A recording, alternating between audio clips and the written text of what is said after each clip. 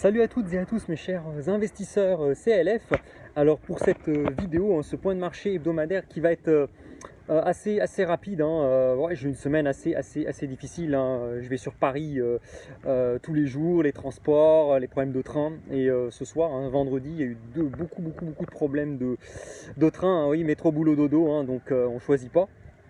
Et du coup, pas le temps de faire vraiment des slides préparés, d'autant plus que demain, samedi 10 septembre, j'ai deux conférences, donc j'ai dû préparer deux conférences qui auront lieu donc justement à la demande de mon broker et où je vais vous parler de comment va-t-on sortir de la stagflation, les pistes que je vois et le scénario le plus probable à mon sens, et deuxième conférence sur l'utilisation du money management et de la comptabilité personnelle pour réussir ses investissements et conquérir sa liberté financière. Alors, ce point de marché, donc, qui sera certes rapide, mais quelque part j'ai quand même regardé, je suis quand même les différents marchés. Alors, il s'intitule l'euro en sursis pour combien de temps? Alors, évidemment, la grosse news de la semaine, ça a été la réunion de la Banque Centrale Européenne avec Christine Lagarde qui a été obligée de monter ses taux de 75 points de base. Alors c'était une décision qui était largement anticipée par les marchés, clairement. D'ailleurs, on voit que les marchés ont plutôt bien réagi.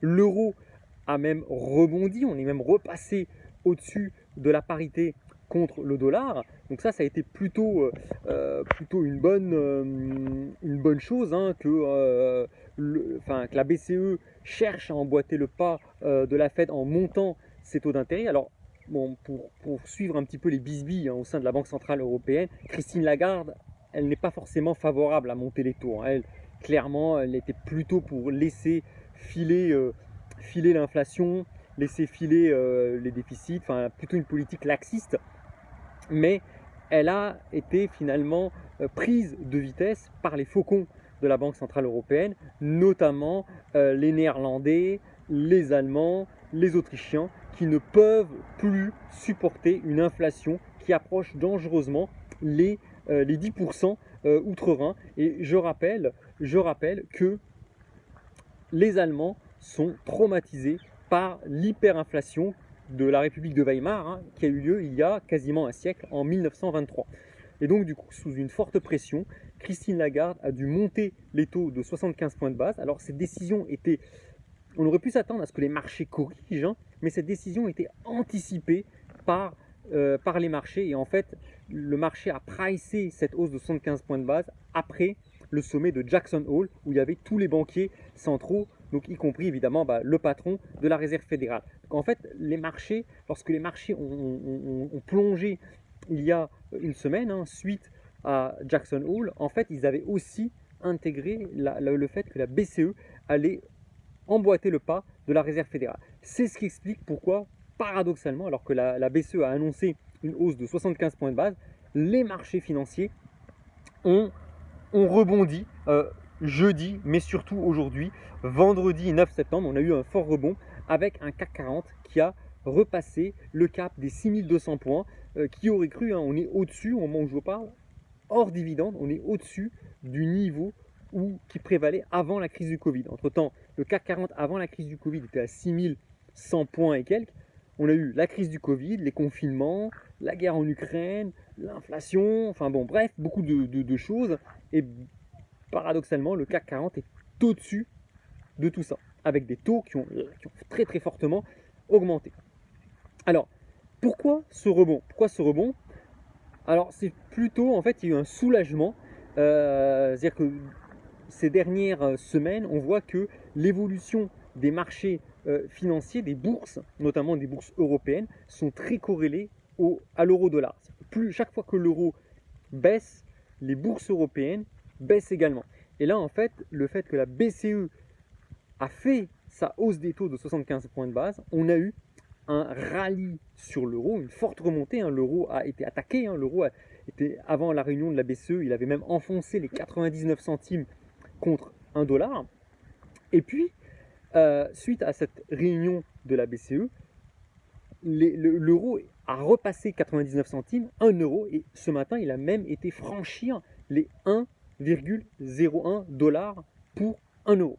Et donc ça, évidemment, ça a créé un vrai ouf de soulagement sur les marchés financiers, parce que, évidemment, le gros danger qui menace la zone euro, si jamais l'euro s'effondrait trop par rapport au dollar, c'est l'inflation importée. Et ça, c'est ce que les marchés craignent énormément. Par contre, là où moi je suis quand même plus surpris, c'est que même le patron de la Banque de France, François Villeroy de Galhau, anticipe maintenant une récession en Europe et en France à cause de ces hausses de taux. Et c'est pour ça que je suis assez surpris que finalement les marchés ne prennent pas ça au sérieux, parce que je pense que si jamais les banques centrales vont jusqu'au bout de leur hausse des taux pour tuer l'inflation, on risque d'avoir une énorme récession, voire peut-être même une dépression. Et ça ne sera pas du tout bon, ni pour l'économie, bien évidemment, ni pour l'emploi, ni pour les marchés. Donc moi, mon avis, je pense que les marchés ont rebondi, c'est normal, mais je pense qu'ils sont peut-être trop optimistes sur un avenir, on va dire, court-moyen terme. Sur un avenir court-moyen terme, je pense qu'on est un petit peu trop optimiste. En tout cas, c'est toujours bon à prendre, un petit rebond, c'est top. Et dans la foulée, donc évidemment, qu'est-ce qu'on a vu? On a eu l'euro qui a monté, le dollar qui a baissé. Alors, il a baissé par rapport à l'euro, mais pas que. Il a aussi baissé par rapport au yuan chinois. Le yuan chinois qui a été attaqué. Ça fait plusieurs semaines que le yuan chinois est attaqué sur les marchés.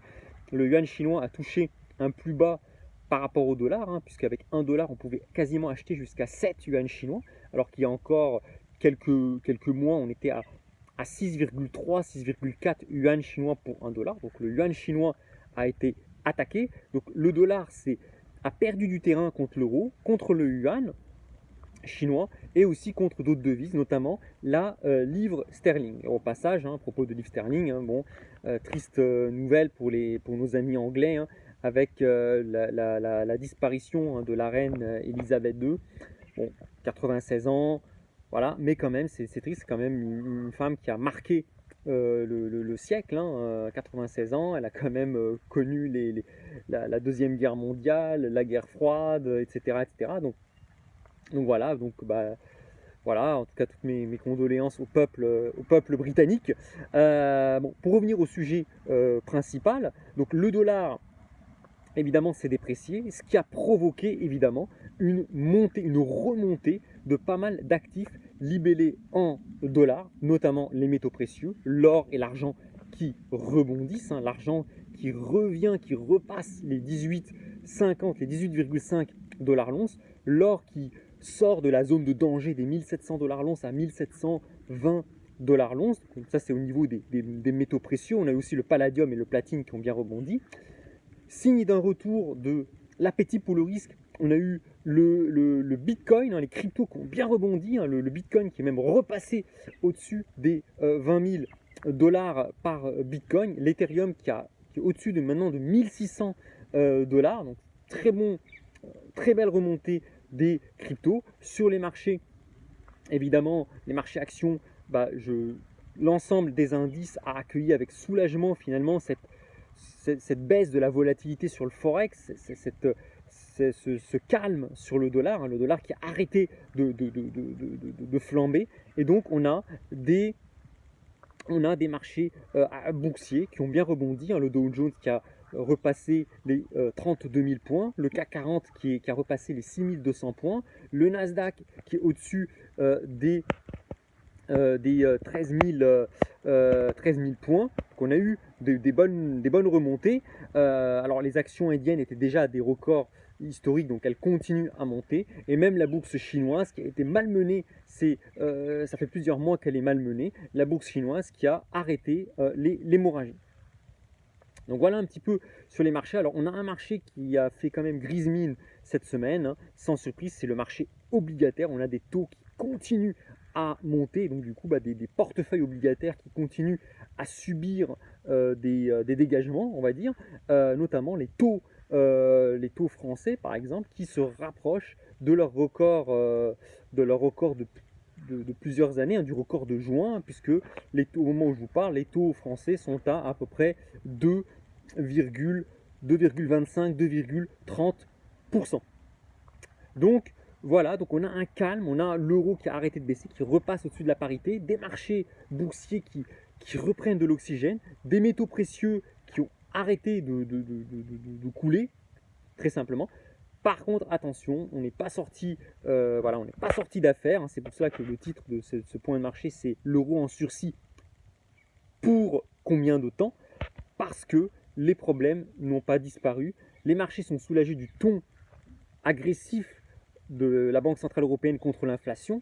Certes, c'est plutôt bien, mais est-ce que la BCE pourra suivre le rythme de resserrement monétaire de la Fed, sachant qu'on a un autre problème maintenant qui va arriver? Les taux montent, mais les spreads de taux, hein, souvenez-vous de la vidéo que j'avais postée qui était la BCE prise dans le piège entre le forex et les spreads. Là maintenant que la BCE remonte agressivement ses taux, est-ce que on risque pas d'avoir certains pays comme l'Italie qui risquent de voir leurs taux monter beaucoup plus vite que l'Allemagne, un écartement des spreads entre les différents pays et une nouvelle crise de la dette souveraine européenne, sachant qu'en Italie, qui est quand même la troisième puissance économique de la zone euro, on va avoir des élections législatives avec un risque d'arriver au pouvoir finalement de la droite, entre guillemets, hein, de la droite extrême